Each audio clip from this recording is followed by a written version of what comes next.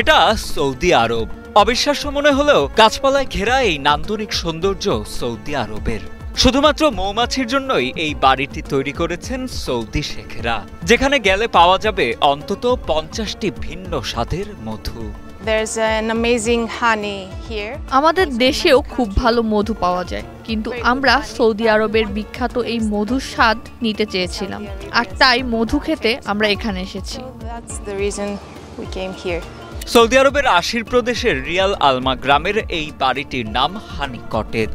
বছর চারেক আগে পর্যটকদের আকৃষ্ট করতে পারিবারিক এই বাড়িটিকে মৌমাছির অভয়ারণ্যে রূপ দেন সৌদি আরবের তরুণ প্রকৌশলী মোহাম্মদ আল আলমায়ে।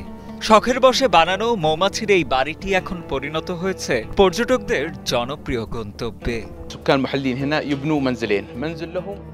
রিয়াল আলমাতে মানুষ দুটো বাড়ি বানাতো, একটা নিজেদের জন্য আর একটা মৌমাছির জন্য।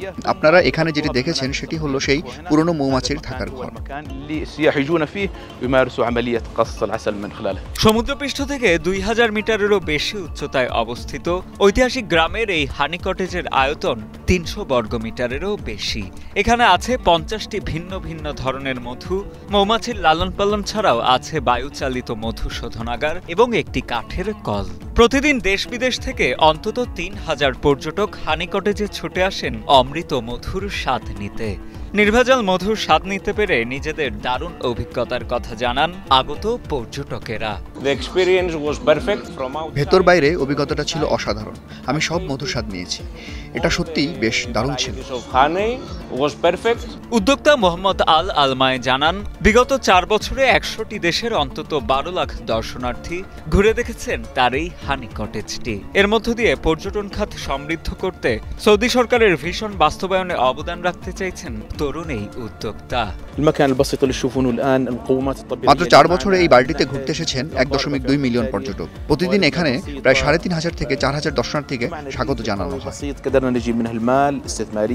উল্লেখ্য, পর্যটন খাতকে সমৃদ্ধ করতে ভিশন 2030-র পথে এগোচ্ছে সৌদি আরব সরকার। এর আওতায় 2030 সালের মধ্যে দর্শনার্থীর সংখ্যা 3 গুণ বাড়িয়ে প্রায় 80 লাখে উন্নীত করার লক্ষ্যমাত্রা নির্ধারণ করেছে আসির প্রদেশের কর্তৃপক্ষ।